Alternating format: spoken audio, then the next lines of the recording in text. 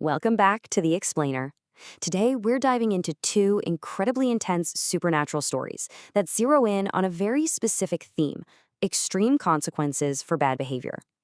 Now, we've all heard stories designed to teach us a lesson, right?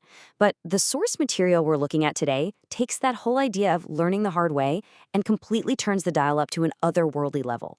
Whether it's unruly students pushing their boundaries or a bitterly resentful sibling acting out, these narratives use supernatural horror to explore the absolute extremes of discipline, vengeance, and ultimately, consequence. So, what happens when everyday jealousy, or just standard classroom mischief, collides with dark supernatural forces? We've all seen kids acting out in class and, family rivalries. They're incredibly common. But what is just so captivating about our source material today is how it takes these mundane, everyday situations and violently crashes them into terrifying supernatural retribution. The punishment doesn't just fit the crime here, it literally overshadows it. We're going to look at exactly how this escalation happens, starting with a classroom you definitely wouldn't want to mess around in. Act 1. The Witch Teacher's Wrath. Picture this, Class 6A. We're talking about the most notoriously unruly students you can possibly imagine. They're throwing paper airplanes, slamming desks, literally singing during lessons. When their previous teacher, Midori, tried to discipline a kid named Rahul just for whistling at her, he flat out rejected her authority. He grabbed his bag and just walked right out the door. The disrespect was so relentless, and the noise was so overwhelming that teacher Midori completely threw in the towel.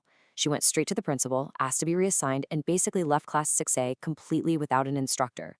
These kids had essentially conquered their teacher through sheer, unfiltered bad behavior. So it begs the question, right? How on earth do you discipline a class that simply refuses to listen? The principal's big solution is to bring in a brand new teacher named Sumona. But you really have to wonder, what can Sumona possibly do differently here? The students are already plotting against her, they're whispering in the back, showing absolutely zero respect for authority. The entire suspense of this narrative hinges on how this new authority figure is going to handle a room full of total chaos. Simona's response is perfectly captured in this stark warning. If you don't study hard, prepare for punishment. Now, on paper, that sounds like standard teacher dialogue, doesn't it? But the source material delivers a massive shock right here. When two girls fail to answer a basic question about the solar system, Simona doesn't just yell at them. Right in front of the horrified eyes of Class 6A, she literally transforms into a terrifying, grotesque witch. The mundane threat of punishment suddenly takes on a deadly, magical reality. Let's break down her, somewhat unorthodox methodology. Step 1 is the physical transformation, purely to establish absolute dominance and terror. Step 2 involves issuing dire warnings. She explicitly tells the kids that if they don't study, they literally won't survive. But step three is where the real consequence lies. Just to prove she isn't bluffing, she shoots actual bolts of electricity from her hands, zapping the two whispering girls. She leaves them writhing in pain until they promise to study. Talk about a brutal, supernatural enforcement of classroom rules. Well, that brings us to the first big test, and unfortunately for 3 boys, it results in a stark 0. Sumona gives the class an assessment, and these 3 kids, who clearly didn't take the electric witch warning seriously enough, decide to cheat. They all submit the exact same wrong answers, earning a fat 0. And Sumona's reaction? Swift and absolutely merciless. She calls them out as cheaters and non-learners and subjects all 3 of them to severe electrical shocks right there in the middle of the classroom, while the rest of the students are just trembling at their desks. Now contrast that dismal 0 with a sudden jump to 100%. It's almost darkly humorous, but absolute supernatural terror apparently yields absolute perfection. Utterly terrified of being electrocuted, every single student in Class 6A becomes exceptionally diligent. Nobody skips class, nobody whispers, and everyone studies frantically. By their next exams, the entire class achieves perfect scores. The principal even calls Simona into his office to congratulate her, amazed that the absolute worst class in the school has suddenly become the brightest and most well-behaved. To wrap up this first tale, we really need to understand Simona's core justification. When a straight finger doesn't get butter, you must bend it. It turns out Simona is actually a magical friend of the principal, brought in specifically because all normal methods had failed. And this quote perfectly encapsulates her extreme philosophy.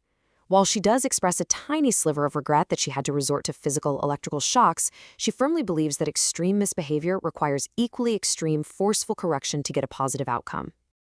Act 2. The Deadly Stepsister Rivalry.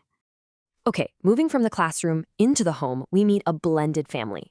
We have Ramesh Kaur, a widower, who marries a widow named Sharmila. This brings together Ramesh Kaur's fiercely loyal daughter Neelam and Sharmila's sweet-natured daughter Poonam. The core of this entire tragedy is just raw, unchecked jealousy. Neelam is utterly devastated by her father's remarriage. She genuinely feels her new stepmother and stepsister are stealing her father's love. And despite Poonam's constant efforts to be kind and, share their bedroom peacefully, Neelam harbors this intense, burning hatred. She becomes obsessed with making Poonam's life miserable, hoping to just drive her out of the house completely. This mundane family resentment is about to escalate into a fatal mistake. Let's trace how this resentment spirals totally out of control. It starts on day one with a deadly fire. While their parents are away, Neelam decides to kill Poonam by pouring kerosene in the kitchen and cutting the lights. When Poonam strikes a match, she catches fire. But Neelam's malicious plan totally backfires. She didn't realize her father had locked the front door from the outside, so both girls are trapped and tragically burned to death. But the story doesn't end there, because as spirits, the rivalry continues. Moving into week 1, Neelam attempts a boiling water trap on her stepmother, and by week 2, she escalates to a poisoned meal. Physical death was really just the beginning of their supernatural war. Even in the afterlife, these two spirits are just stark opposites. Neelam is entirely consumed by vengeance and blind hatred. She blames Poonam for their deaths and wants to utterly destroy her stepmother. Poonam, on the other hand, retains her kind nature. She's driven entirely by a desire for protection and peace.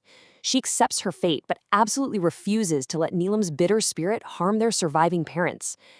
The stakes get incredibly high, perfectly captured in this terrifying threat from Neelam. Now, just as I ended you, I will finish your mother too. Neelam openly admits to causing the fire and declares her intention to murder Sharmila, the stepmother. As a viewer, you just see the pure malice here.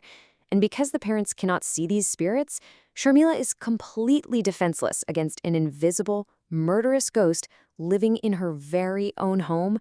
So how exactly does Poonam fight back and protect her family?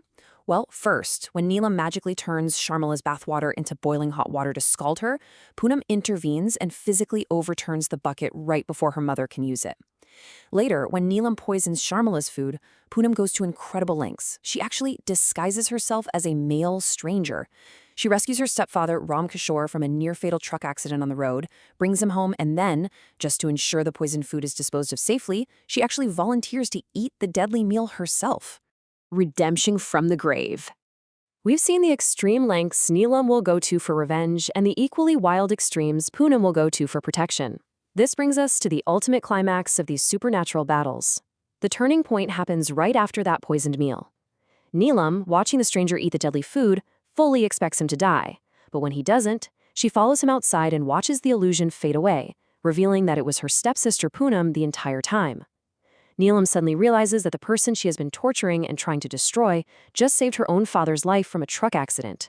Overwhelmed by profound shame and the stark realization of Poonam's pure goodness, Neelam finally lets go of her jealousy. She offers a sincere apology, and with all that hatred dissolved, both spirits are finally able to leave the earthly realm and find peace. Which brings us to a final, provocative thought to ponder today. Whether it's extreme discipline through magical electric shocks, or a grave jealousy that literally burns a house down, does karma always find a way to balance the scales?